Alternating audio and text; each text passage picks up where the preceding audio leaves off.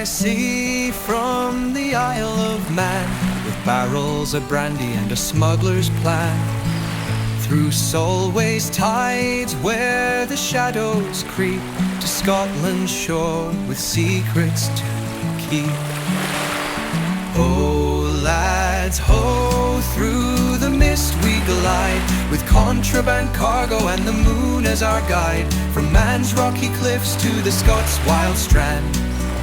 We'll dodge the king's men with our goods in hand.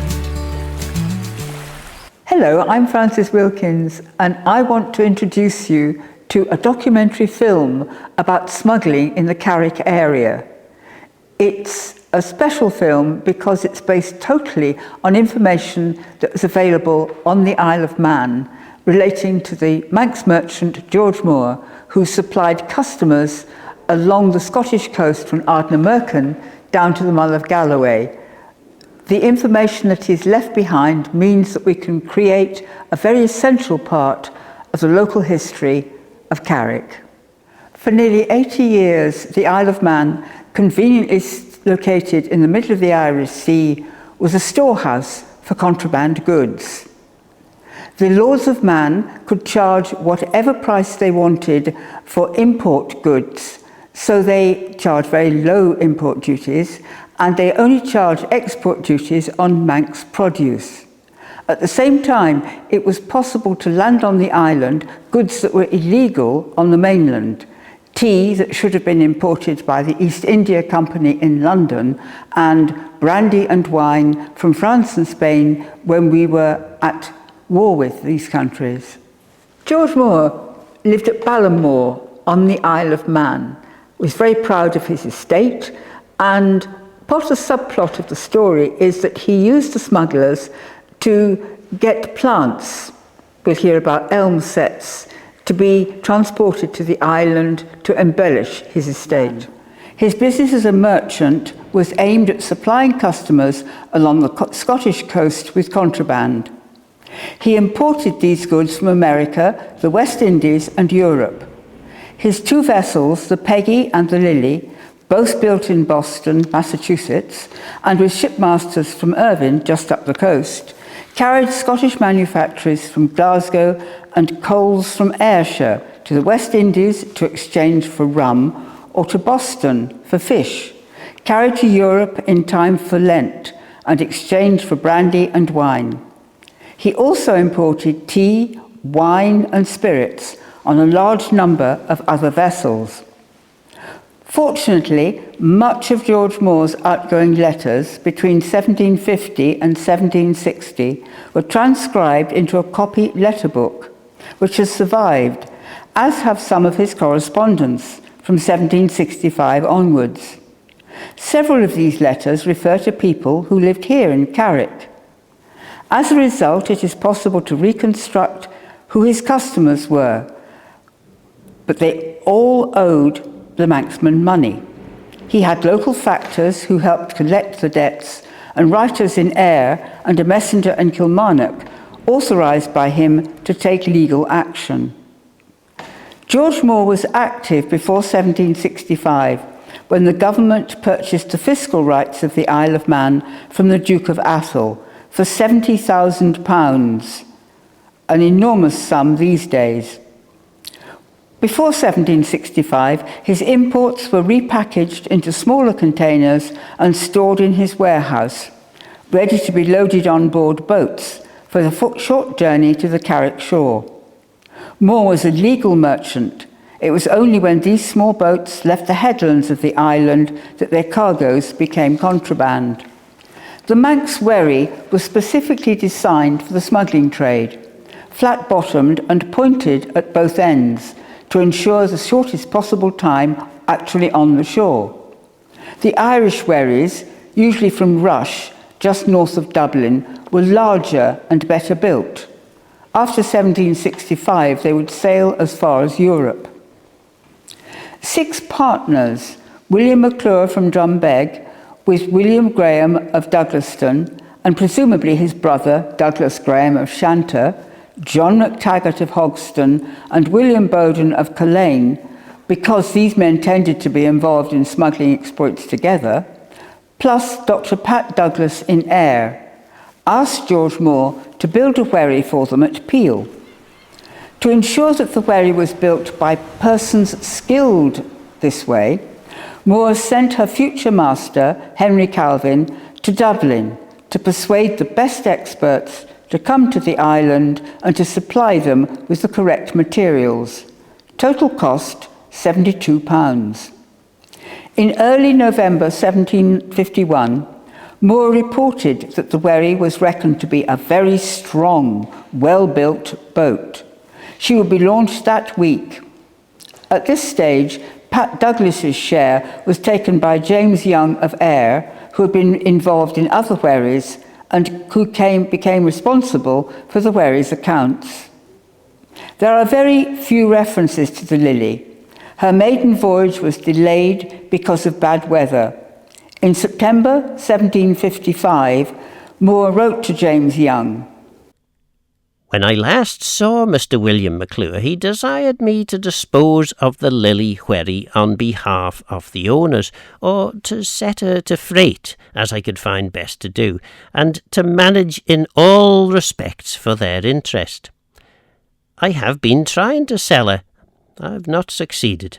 It grudges me not a little to see her in the harbour here going to ruin. To prevent this, and to make her of some use, I am minded to repair her and let her to freight, which I have a prospect to do for the ensuing season. I design 4 Manx hands and 2 Scots for the wherry, which are partly engaged." There is no further mention of her. William McClure's son Archibald was a boatmaster. In 1753, together with the local boatmasters Malcolm Fisher, Hugh Lawson and Alexander McDowell, he set off from the island, only returned with their cargoes still on board, because the Prince of Wales revenue cutter was keeping a strict watch on the Carrick coast. Their cargoes were re-landed at Peel, and George Moore took the goods back into his cellar. Archibald's cargo included 2 hogsheads of wine for Archibald MacLean at Culzean, and casks of brandy and rum for James Campbell and William McCormick at Ayr. John McClure of Alloway organised another boat to take all the goods to Carrick. Unfortunately, that boat was seized. It is not known how Archibald McClure died. George Moore wrote to his father on 21st September 1759, "There remains in your hands, I observe, the particulars of what James Roger, another local boatmaster, and your late son owed me for advances I made at their request for the wherry repairs, which I am surprised has been so long unpaid, being mostly paid out of my pocket." The same letter to William McClure lists debts owed not only by McClure himself, but also by John Campbell of Maybole, John MacTaggart of Hogston, William Graham of Douglaston, James Stewart of Girvan, and James Brackenridge of the Curragh, who all appear later in our story. John Allen, a merchant in Ballantrae, dealing in cloth and herring, but also who held the tack on 2 farms, one belonging to John Hamilton of Bargany and the other, Hill End, to John Cathcart of Gennock in Wigtonshire. We do not know where he lived in Ballantrae. Allen depended on George Moore to land his overseas cargoes on the island, to repackage them and to arrange for them to be shipped to the Carrick coast in small boats. He also purchased some of his cargoes from Moore himself. Allen tended to use Ayrshire boatmen, William Cumming, Charles Lennox, Thomas McNelly and John Stewart, all based, we believe, in Ballantrae. In the summer of 1752, Captain Thomas Duff arrived at Peel with a cargo of 75 large casks of wine from Lisbon. Allen did not want to pay the full freight, owing because of the amount of wine that had been lost through leakage. The casks were inspected by George Moore's cooper, who was called Thomas Taylor, and by Captain Murray, the Manx customs officer at Peel. They concluded that the leakage was because of the length of the voyage, not from poor casks, presumably because of bad weather in the Bay of Biscay. In the meantime, Moore had replaced the missing red wine with some of his own, which would be the best way of preserving it. Anthony Kennedy, who was the factor at Culzean, was one of John Allen's customers. He purchased 8 quarter casks of this wine, and there's no evidence he complained about the quality. Usually, George Moore was the supplier of goods rather than the agent. He spent 2 months of every year in Scotland, contacting old customers and interviewing new ones. The pattern was this: spend time in Glasgow and then visit his Scottish customers, including between the Heads of Ayr and Ballantrae, before returning to the island from Stranraer. There would be a letter from the customer ordering goods. Very few of these have survived because they would be destroyed once payment had been made. There are some exceptions from late 1765. This letter is from James Brackenridge at the Curragh and dated 27th of August 1765. I would be glad to hear from you, if you please, to let me know the price of spirits and what terms you'll serve me on, if you please, that you and I should have any further dealing. In fact, James Brackenridge had owed money for former deliveries. Please send by the bearer, Thomas Ferguson, 2 10-gallon casks of rum and 6 pounds of tea. Good. And I shall pay the sum to your order. This letter is how Douglas Graham, also known as Tam O'Shanter, was identified as one of George Moore's customers. Douglaston, 3rd of August 1765. Sir, send by the bearer, Robert Neal, 40 tens of rum and 40 tens of brandy, which shall be paid you on your order, by, sir, your very humble servants, John MacTaggart, Douglas Graham, William Graham for myself, and William Bowden. Another letter the following month provides an example of the customers slowly realising that the island would no longer be their private warehouse for contraband goods. Douglaston, 12th of September 1765. Sir, I understand it does not lay in our way to commission any more spirits. We intend to deal with you in Lisbon wine and some claret, along with a little spirits, to make a cargo which we intend to commission you to give to John Crane very soon after, and wants him to acquaint with your least prices of both kinds, and by what time we will know what profit we can have. We intend to pay money for you to Mr. James Hutchison very soon, and are all sorry that we are likely to fall out of correspondence. Although this letter is not signed, George Moore identified it as being from William Graham, etc. Until payment was received, letters were preserved in case they had to be used as evidence that goods had been ordered. In May 1757, William McJanet and John Watt at Ballig ordered several small cargoes of goods. The last of these orders, 6 tens of brandy and 6 tens of rum, was delivered by the Manx wherrymaster Thomas Kermode on the 27th of March 1758. Total value £17, 13 shillings and 8pence. For some unknown reason, they refused to accept the bills for this last delivery. In August, Moore sent their original letter ordering the goods to his agent, Hector Bryce at Dunure Maidens, so that he could show it to them. But as Moore wrote to Bryce in November, they were very positive in their way of thinking. They refused to make payment. The next evidence was the receipt that was given by the boatmaster to the customer. When Jean Ross at Girvan refused to accept the fact that she had ordered any goods, George Moore was able to send to James Hutchison not only the receipt, but also her original letter saying, "Please will you supply me with these goods." George Moore drew up his accounts twice a year, for the period from January to May, or June, just before he visited Scotland, and for the period from June and July to November or December, towards the end of the year. A draft or bill was sent to the customer by George Moore, requesting payment at a particular time. In theory, this bill should be accepted and then returned to him, so that all subsequent payments could be annotated on the back. Once the bill was fully paid, then it was returned to the customer. Both David and John Moore of Girvan owed George Moore money for contraband. He did not see either of them when he was at Girvan during the summer of 1758, because they were lurking, determined to stay out of his way. So he sent their bills to his factor, James Hutchison in Ayr.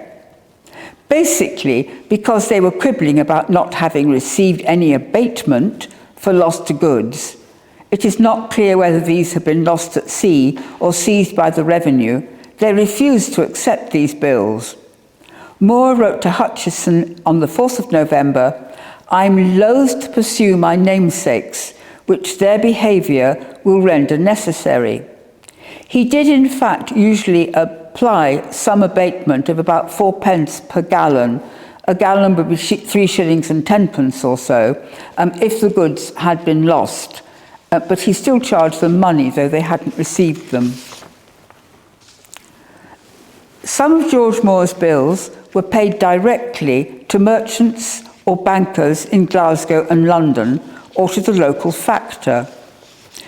In November 1754, Moore sent 3 bills to Thomas Gray of Auchinninch, to the merchant Joseph Scott in Glasgow, who had supplied part of the outbound cargoes for the Peggy and Lily on their cross-Atlantic journeys. These bills totalled £138, 13 shillings and 8 pence, and covered 5 deliveries of contraband cargoes by the Manx boatman Henry Calvin, who became master of the Lily wherry belonging to Tam O'Shanter and Co., by Thomas Costain and John Cannell in June and July, and by Costain and Cannell in August. George Moore used local agents to collect debts for him. These tended to live at the larger farms, Hector Bryce at Dunyor Mains and William McClure at Drumbeg. Moore would spend a few nights staying with them, and he got to know their families well. He believed briefly that McClure's niece, Jeanie Stewart at Girvan, would be a good agent for him. John Allen at Ballantrae was also used by him. Bryce was a customer in his own right, between 1751 and 1754, ordering goods valued at more than £200. His cargoes in October, November and December 1752 were landed by the Scottish boatmasters William Dickey, Alexander MacDowell, Neil MacLardy and Torquil MacNeil. He was also responsible for collecting debts. On 30th December 1758, George Moore wrote to Bryce, "I'm obliged to you for the trouble you have taken to secure what can be of James Watt of Drumshang's debt." There is no information about how much David Lyle owed George Moore, but when he asked for fresh credit in late 1751, he was refused until the heavy part of his bill was paid. A year later, Lyle promised to make some payments to William McClure at Drumbeg, which Moore commented, "I hope he's not forgot." But there was something more significant to George Moore about the relationship with David Lyle, because he cared so much about his estate at Ballamore on the island. "He has some young elm sets for me. When you know of an opportunity for this," for Peel, "send him word thereof, that they may be forwarded here, and direct a little mould to be sprinkled on the roots. when the sets are put in the boat, that they may not be injured by the carriage. In 1753, Moore wrote to McClure, "Have you any hopes of David Lisle paying his debt?" On 7th July 1752, Moore sent a bill for £7, 14 shillings and 8pence to Jean Ross in Girvan, payable to John Allen in Ballantrae within a month. When he was told that she refused to pay this money to Allen, he asked William McClure at Drumbeg to step down to Girvan and collect the money. Alternatively, the money could be paid directly to George Moore or his son Phil when they were in Scotland. John Campbell of Maybole owed George Moore £16, 5 shillings for some tea. He was at the fair in Ayr in early January 1766 when poor George Moore was still trying to collect his debts. When he explained to James Hutcheson that he was going to Glasgow and would give him some money on his return. He had not returned from the fair by the 22nd of January. Campbell was at Ayr again by 6 o'clock in the morning of the 11th of August 1766, this time hoping to meet George Moore himself. He waited until 2 o'clock in the afternoon when the people was not sure if you would be in this night, and so he needed to be elsewhere, and he left. Now Campbell promised to write to Moore on the Isle of Man or at Greenock. "If God spares me and gives me some money, and I'll settle with you. I beg you will let no man know what is betwixt you and me." We will hear more of John Campbell later. There were two alternative methods of securing debts. Thomas Craig had been paying off parts of his bill since August 1754, so that by August 1758 he owed £12, 1 shilling and 1 penny. Because of his changed situation, Craig was now a customs officer, chasing and chased by the smugglers. George Moore drew a bill on him for the full amount, payable to Robert Gibson at Kilmarnock in 1 month. In November 1752, John Earl's brother Charles told George Moore that William Sampson in Ayr owed John some money. Moore wrote to Sampson asking him to retain the £46, 17 shillings and 10pence owed to Earl and pay this money to his factor in Ayr, James Donald. Unfortunately, this ruse did not work, but by March 1753, John Earl had paid John Allen £40 of what he owed. Two of the Ballantrae boatmen owed George Moore money. He wrote to John Allen on the 12th of March 1753, "I thought that John McNeely's circumstances were in a better condition. If you can fall on any method to secure the debt he owes me, I beg you will." And on the 24th of July 1754, I find John Wilson's bill in my hands, whereon the balance owing me is 14 shillings and 4pence, which sum I desire he may pay you, or tell him he need not come back here to the island unless he brings me the value of that sum. One answer was to accept a proportion of the debt owing. This was known as compromise, composition, or compounding. James McMurtry was a merchant in Girvan who had difficulty paying his debt to George Moore, so it had been referred to Robert Gibson, the messenger in Kilmarnock. In August 1757, McMurtry offered Gibson security for 2/3 of the value of his debt. Moore responded, "As his circumstances appear, the offer seems inviting, and I would have been well satisfied you had agreed to it. If yet it can be done, I'm satisfied.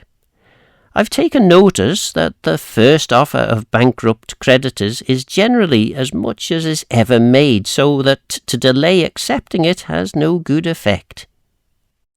The problem with James McClure began when he did not pay George Moore 2 bills dated 25th of July 1757 for £32 due in 2 months and £37 due in 3 months.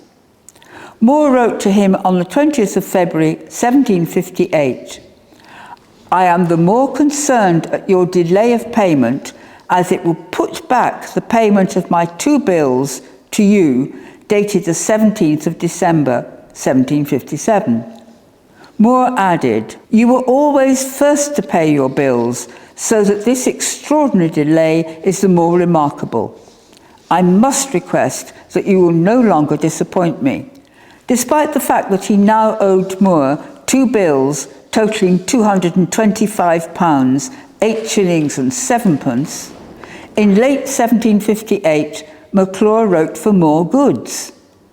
The Manx merchant replied, "As these are too large sums for one man to owe me in my way of trade, you surely will not take amiss that I am cautious to extend this debt. If you kept within the bounds of £100 credit, this should be a sum sufficient for our occasions."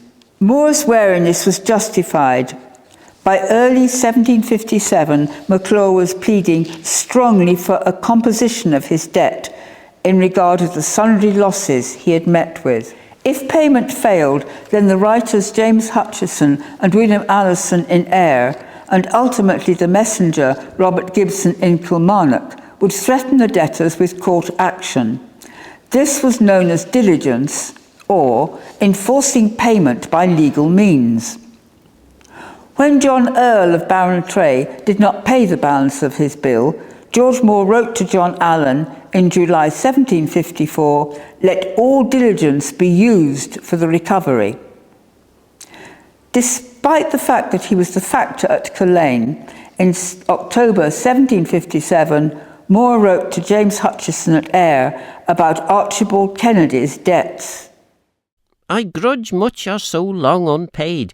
If you can by fair means or foul means try what can be done to get the value, or if you think it best to renew the bills, adding interest in order to bring the process in a regular way, you may do so." By the following February, Kennedy had still not cleared his bill, the payment whereof he diverts from time to time. In August 1758, James Hutcheson was instructed to threaten diligence. This worked because in September, Moore informed Hutcheson that Kennedy had paid his bill.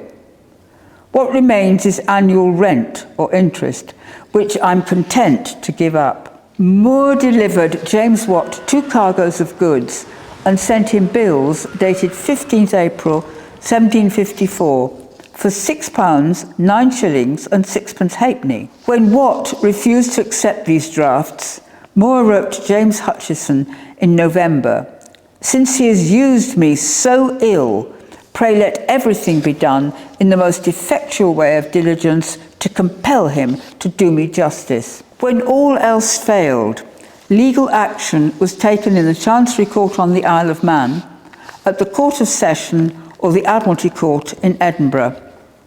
When George Moore charged William McNeely of Ballantrae at the Chancery Court in Castletown, there were still some casks of brandy belonging to him in Moore's custody. These were arrested. When no payment was forthcoming, on the 26th of February 1744, 6 full anchors, or casks, and 2 half anchors of spirits were sold for £5, 8 shillings. There was still a balance of £6, 5 shillings and 3 outstanding. This was 1744. According to his letter book, on the 7th of February 1752, Moore wrote to McNeely asking him to pay the outstanding balance either to John Allen in Ballantrae or to the bearer of his letter, the boatmaster, John Wilson. In January 1770, Campbell went to see Robert Carrick at the Old Bank office in Glasgow. He had heard that a messenger was looking for him to summon him to the Court of Session in Edinburgh for debt. Campbell explained to Carrick, "He was much in fault, but could not help it. He had but horses in the world, and that he had sold one of them and brought in the money with him." He had a small family which depended upon him for their support. He had entirely given over the smuggling business and was now buying and selling a few sheep, and that his credit was on the mending side. From the manner he delivered himself, I saw he was simple, but imagine he is honest and would pay it if he had it. I therefore acknowledge to you I was moved with what he said, and agreed to delay diligence against him till I had your answer, which you may please give me. He paid me £7, which is at your credit. George Moore charged John MacTaggart and William Graham with debt at the Admiralty Court in Edinburgh. A copy of their defences is in the Manx National Heritage Library. This was their first point. The Court of Session has by many decisions found all contracts relative to illicit trade or smuggling adventures are so unlawful as not to be a ground of action. And although these decisions leave parties to such transactions at liberty to break faith with each other with impunity, yet that seems to be considered by the court as rather useful to the public, as tending to discourage people from carrying on that kind of trade or entering into agreements concerning it. The transaction lie billed was therefore an unlawful contract on both parties, especially as previous to it the Isle of Man had become the property of the Crown of Britain. When a customer died, George Moore had to join the other creditors. There is no information about Thomas McIlwraith of Maybole until this letter to George Moore, dated 17th June 1765. It is not in my power at present, but if you will leave the bill with William Graham, I shall see and pay it very soon. So this is all from your humble servant. No payment had been received when McIlwraith died on the morning of 22nd January 1766 of a head fever. This was all the more concerning because, as James Hutchison in Ayr reported, he was here last week and told me in a few days he would have money for you. 11 months later, Hutchison told Moore that McIlwraith's widow would not meddle with the debts owing by her husband to the creditors. Everything had been sealed up by the magistrates on behalf of his creditors, and all debts must be proved before the Ayr sheriff. Hutchison exhorted Moore to send him as much evidence of the debt as possible. So as you've heard, George Moore spent many years trying to get his debts paid by his customers. Then time caught up with him, and from 1765, as we've just heard, it was illegal for him to try and collect money. He did go on trying for the next few years, but the world had changed. Now, the Isle of Man was no longer the storehouse, and large, heavily armed ships came from Europe with contraband cargoes, and the whole situation had changed totally for the customs officers, who faced a much more violent period. But that's a story for another day.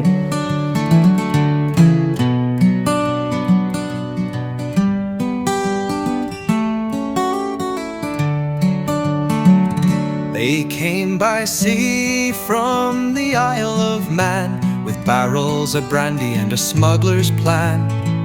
Through Solway's tides where the shadows creep, to Scotland's shore with secrets to keep.